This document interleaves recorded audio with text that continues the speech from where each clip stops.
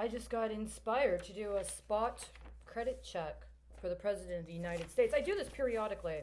See, he published to the media, sent a letter publicly to Speaker Nancy Pelosi, dated for December 17th of 2019, and basically listed his accomplishments and compared them with what he said were the defaults of Congress. And it just so happened that his letter was dated exactly a year after a letter that I received that was what could possibly present a challenge to not only his credibility but also the credibility of Congress. So, for whatever reason today, perhaps in consideration of what he tried to do over the weekend, one has to ask, does he have the credit to do what he's trying to do? So, I did a spot check. There's a list of over 15 different items that he put forth in the public realm as accomplishments for consideration. I did a spot check of three that I would consider to be very important. One, concerning appointment of federal judges. Another one concerning the jobs numbers, which there had been some contestation regarding his relationship to reports on job numbers in the past.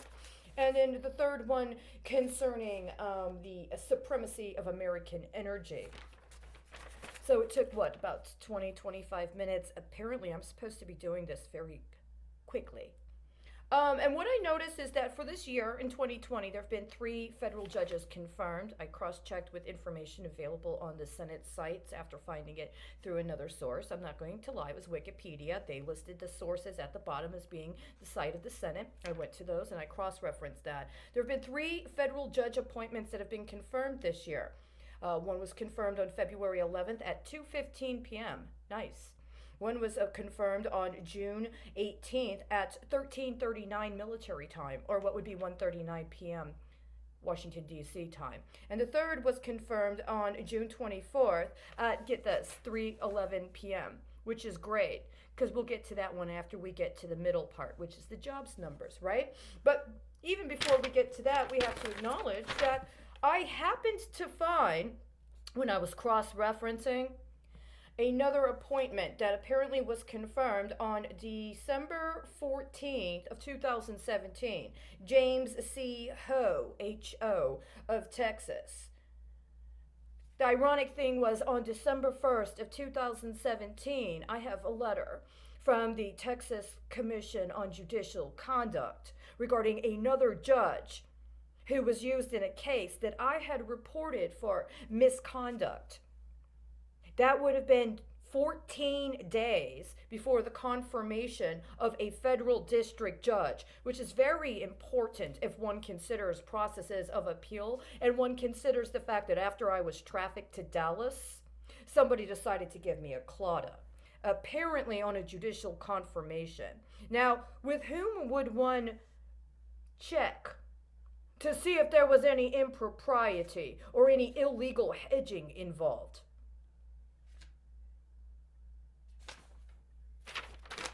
Second, jobs numbers. I found a report from the IEA. I found a report that was saying that, wait, let me make sure I get this. 4.8 million jobs were created in July by the July jobs report, July 2020 of this year.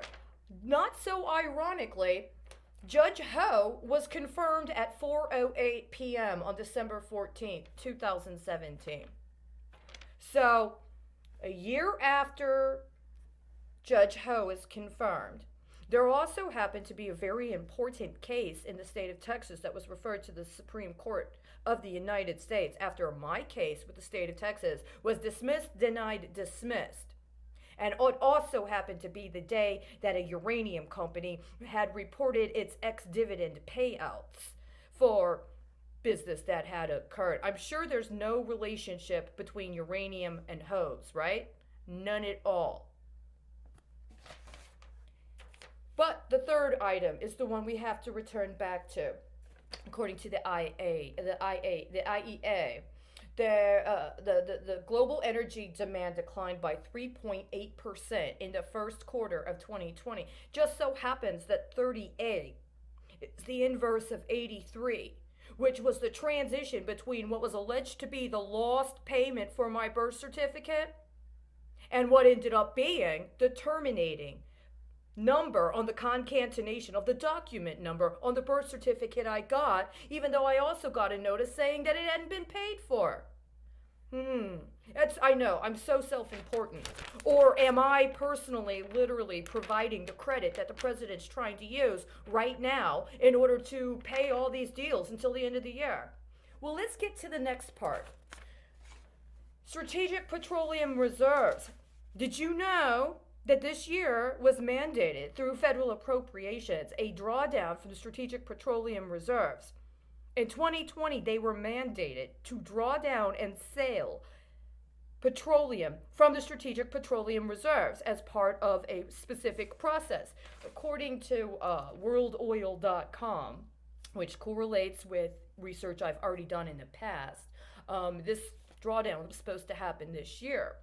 Last time I personally researched it was in March, when I was tracking what I understood to be unprofessional conduct connected to a former Department Secretary of Energy, who I believe was engaging in illegal lobbying when he accepted a position as an executive at a company he had been a member of prior to becoming the Secretary of Energy, and in abrogation of what I understand was an oath he was supposed to take to preclude his participation in any form of lobbying for 2 years after leaving his position as Secretary of Energy. At the beginning of the Trump administration, this was a big controversy, this concept of the loyalty oath. But if you looked at the executive order, what it said specifically is that anybody that accepted a cabinet position was precluded from any form of lobbying for 2 years after they left. Now, one could argue about the technicalities of whether accepting a paid position as a board member of an oil and gas company, very, very significant gas and oil company, less than 6 months after formal resignation, is a breach of that particular contract or that particular agreement. I might also call into question what the former CEO of Exxon and former Secretary of State was doing around March of 2020 when he would have been finishing his 2 years after leaving the Department of State and then dealing with this situation now. But according to this article, the $450 million from the Strategic Petroleum Reserve that was drawdowns that was supposed to be able to be acquired for use in other budget items didn't happen. It says that the bids were due by, get this, March 11th, right? 3/11.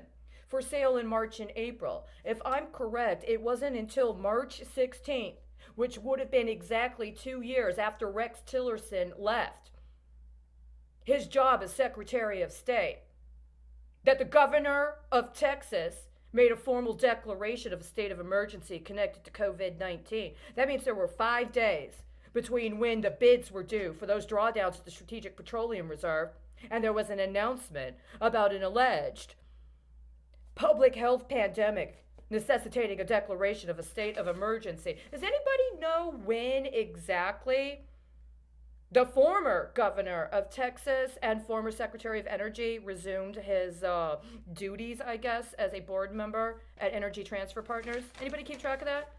There are public notices somewhere if you know where to look. The point of the matter is if I had to do a spot check on those 3 items of the president's credit, I would say there was definitely suspicious activity that has occurred since he made that formal and public declaration of his credibility.